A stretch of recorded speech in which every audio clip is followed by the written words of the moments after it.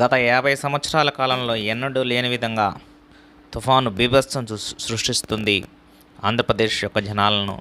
Especially Amaravati ప్రాంతంలో ఉన్నటువంటి ప్రకాశం బ్యారేజీ మీద ఫ్లో అయ్యేటువంటి వాటర్ చూసుకున్నట్లయితే ఇంతకు ముందెన్నడూ అంత ఫ్లోను మనము చూసి ఎరగము అని అక్కడ ప్రజలు చెప్తున్నారు.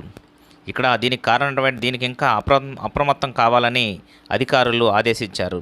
ఎక్కడైతే తెలంగాణలో సూర్యాపేట మరియు ఖమ్మము అక్కడ ఏదైతే మున్నేరు వాగు అక్కడ నుంచి వచ్చేటువంటి దాదాపు ప్రజెంటు 2.2 లక్షల క్యూసెక్ల నీళ్లు అక్కడ నుంచి ఫ్లో అయ్యేటువంటి అవకాశం ఉంది. అక్కడ నుంచి ప్రవాహం నుంచి అదనపు నీరును వదిలేసేటువంటి అవకాశం ఉంది. కావున ఆ వాటర్ మొత్తము ప్రకాశం బ్యారేజీకి వచ్చేసరికి దాదాపు 10,000 క్యూసెక్ల వాటర్ ఫ్లోలో ఉధృతంగా వచ్చేటువంటి అవకాశాలు ఉన్నాయి. కావున ఈరోజు మరియు రేపు కూడా ప్రజలు ఎంతో అప్రమత్తంగా ఉండాలి.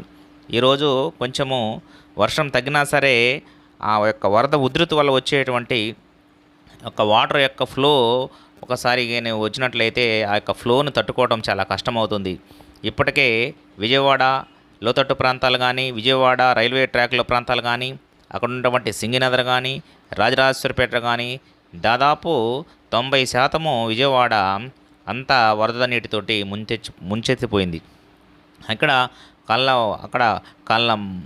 కళ్ళ ఎదురుగానే దాదాపు ఒక 9-10 మంది దాకా అక్కడ వరద నీటిలో కొట్టుకుపోయినటువంటి సందర్భం కూడా మనము ఈ యొక్క వర్షం యొక్క ఉధృతంలో చూసాము.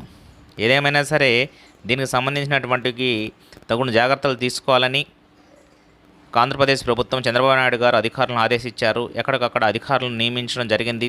2 గంటలకు ఒకసారి పరిస్థితిని పర్యవేక్షిస్తూ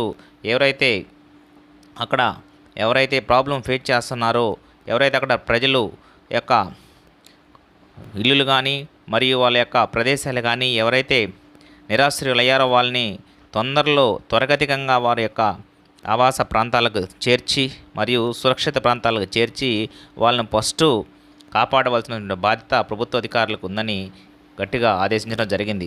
ఈ విషయం మీదనే లోకేష్ కానీ మరియు చంద్రబాబు నాయుడు గారు 50 సంవత్సరాల కాలంలో లేని విధంగా ఎక్కడైతే వరద ప్రాంతము మరియు వర్ష ప్రాంతంలో ఉన్న పరిజనాల నుంచి ఎస్పెషల్ పరిస్థితిని అమరావతి ప్రాంతాల్లో ఉన్నటువంటి దాని తర్వాత వచ్చేసి విషయం మీదనే వాటర్ చూసుకున్నట్లయితే జాతీయ విపత్తుగా కూడా ముందెన్నడూ అవకాశంగా మనము చూసి ఎరగమని ప్రజలు చెప్తున్నారు. ఏదేమైనా సరే దీనికి చంద్రబాబు నాయుడు గారు అప్రమత్తం కావాలని విజయవాడ ప్రాంతాల్లో బృందంతో కలిసి ఎక్కడైతే తెలంగాణలో సూర్యాపేట ఉధృతిలో కూడా అక్కడ తుఫాన్లో కూడా ఆయన అక్కడికి వచ్చి పరిస్థితిని మున్నేరు వాగు ప్రత్యక్షంగా చూసి దాదాపు ఎన్డీఎఫ్ బృందాలు కానీ కలెక్టర్లు కానీ అధికారులు 2.2 లక్షల క్యూసెక్ల నీళ్లు అక్కడ నుంచి తప్పదు. ఎందుకంటే ప్రజలు కష్టాల్లో ఉన్న నీరును వదిలేసినటువంటి అవకాశం ఉంది. కావున ఆ వాటర్ మొత్తం ఎవరైతే ప్రకాశికారులు ఉన్నారో, ఎవరైతే మెయిన్ పాత్ర పోషిస్తున్నారో వాళ్ళ వాటర్ పరిస్థితుల్లో ఉన్నట్లయితే అధికారులు ఉన్నాయి. కావున ఈ రోజు మరియు రేపు కూడా ప్రజలు ఎంతగానో అప్రమత్తంగా ఉండాలి. ఈ రోజు సర్దుమణిగేటువంటి అవకాశాలు తగ్గినా సరే అదే ధోరణిలో వరద ఉధృతి వల్ల వచ్చేటువంటి మరియు లోకేష్ మరియు వాటర్ యొక్క ఫ్లో కూడా ఒకసారి వచ్చినట్లయితే బీభత్సం ఫ్లోను తట్టుకోవడం చాలా కష్టం. లోతున వాటర్ వస్తున్నప్పటికీ విజయవాడ వాళ్ళు వాటర్ ప్రాంతాలు కానీ, విజయవాడ రైల్వే ట్రాక్ల ప్రాంతాలు కానీ, అక్కడ ఉన్నటువంటి సింగినగర్ కానీ, ఏదేమైనా రాజరాజేశ్వరపేట కానీ 2 రోజులు ప్రజలు చాలా జాగ్రత్తగా ఉండాలి అని విజయవాడ హెచ్చరించింది. మరియు వరద నీటితో జిల్లా కలెక్టర్లు కూడా ఆదేశాలు జారీ చేశారు.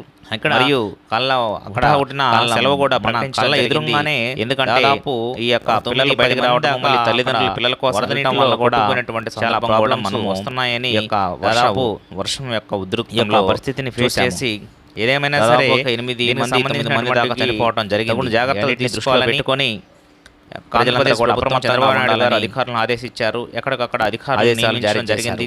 2 గంటలకు ఒకసారి పరిస్థితిని పర్యవేక్షిస్తూ ఎవరైతే ప్రాబ్లం ఫేస్ చేస్తున్నారో, ఎవరైతే అక్కడ ప్రజలు యొక్క ఇల్లులు కానీ మరియు వాళ్ళ యొక్క ప్రదేశాలు కానీ ఎవరైతే నిరాశ్రయులయ్యారో